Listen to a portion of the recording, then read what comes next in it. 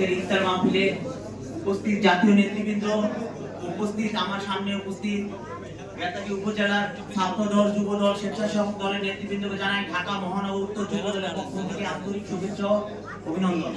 সংগ্রামী নেতৃবৃন্দ, বক্তব্য দেওয়ার কিছু নেই, যেহেতু ইফতার মাহফিল, তাও দুইটি কথা না বলে নয়।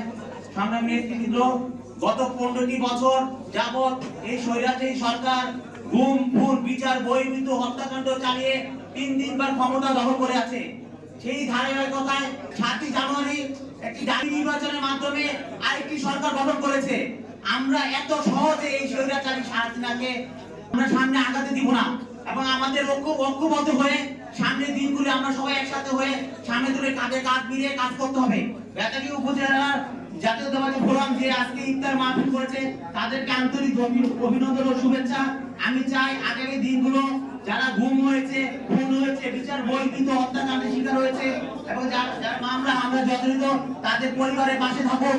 এরকম ইফতার মাহফিলের মতো তাদের সামনে কাঁধে কাঁধ মিলে তাদেরকে সাহায্য করা এবং আগামী দিনগুলো একসাথে থাকা।